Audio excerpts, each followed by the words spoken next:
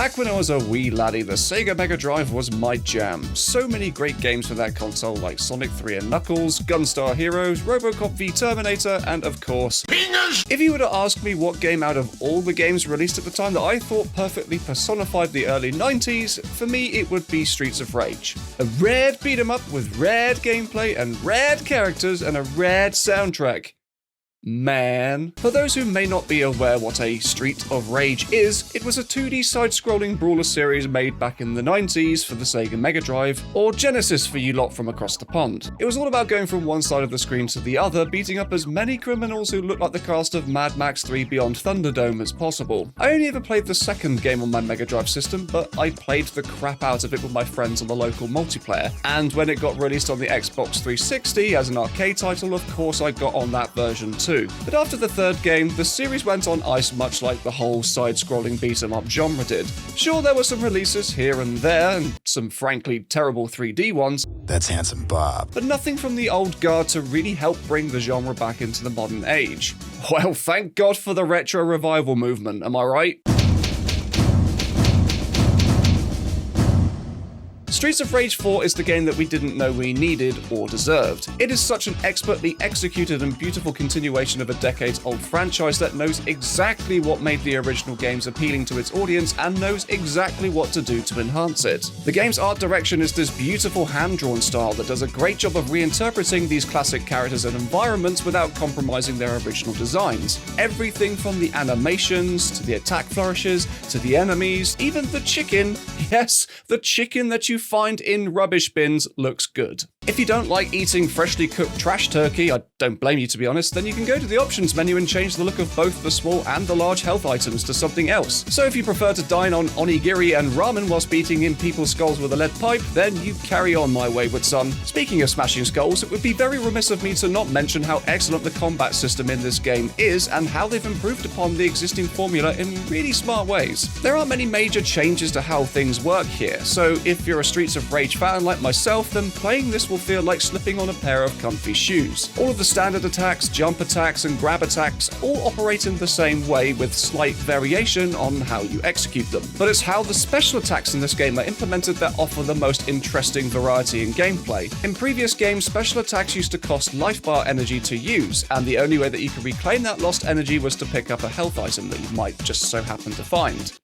in a trash can. The same is true here, but now that lost health can be reclaimed if you are able to land consecutive hits on opponents without taking damage. As a result, you're given way more incentive to try these moves out and actually use them in combat to experiment with, instead of holding off on using them to save health. To complement this, there's also a combo system that scores your fighting prowess similar to something like Devil May Cry does, and racking up a monster combo by juggling enemies in this feels extremely satisfying to be able to pull off. Especially when the enemies are dead, but you can still keep hitting them like the Krusty Burglar from The Simpsons. Weapons are also back in abundance in this game, but where before you'd normally get a few weapons across the whole game to use, here you have several weapons at your disposal that include every weapon from the last 3 games and then some. Seriously, look at this list of weapons. There are so many to choose from here, it's insane. As for the enemies in this game, they're mostly the same goons that you've seen in previous games, but with a new coat of paint. Though some have been redesigned to have a new look with some brand new moves, and some enemies are completely new altogether. Thankfully though, some enemies have been omitted from the roster,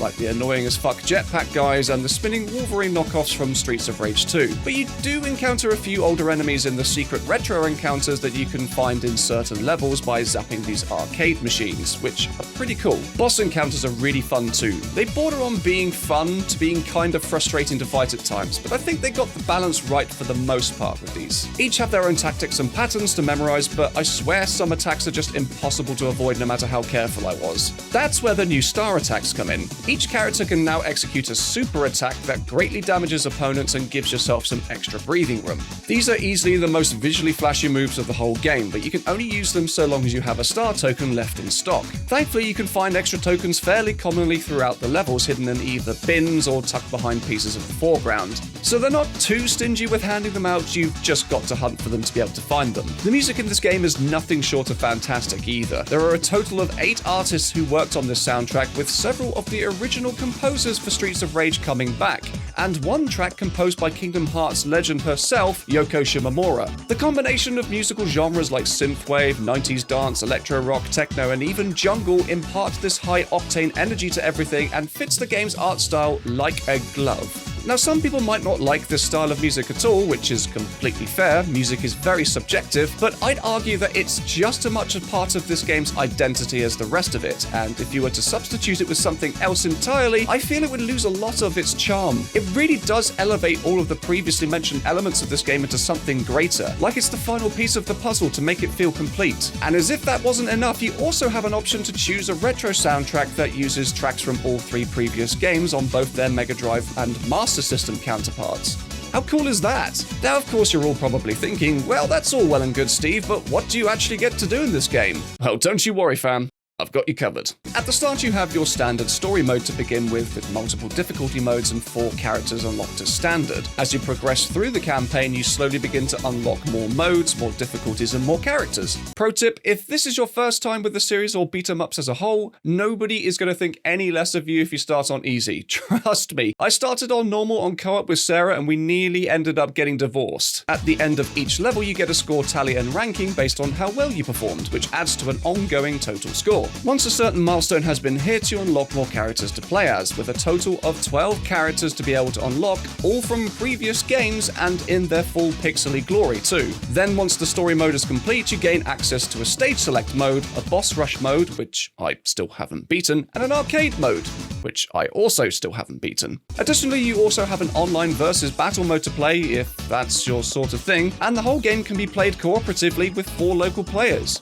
But only 2 players via online for some reason. So all in all, if you love the previous Streets of Rage games, chances are you've already bought this and are out there kicking ass already. But to anyone who may have missed out on the whole beat-em-up craze or are on the fence about giving this game a go, then I'd say go for it. This game is a great jumping on point for you. It's a game that could have easily gotten consumed by its own nostalgia, but it does so much to stand out on its own that it becomes something that feels fresh again. It's one of the most visually striking and engaging beat-em-up experiences that I have played in a long time. So much so that once I'd beaten it the first time, I wanted to immediately go back and play through it all again. So if you're in the market for a retro-styled arcade game that's easy to pick up and play with friends, but occasionally frustrating, but full of rewarding challenge, then this game will be well worth your time and money. I mean, hell, it's not like we're going to have access to the Scott Pilgrim vs. the World game anytime soon to replay, so we might as well take what we can get, hey?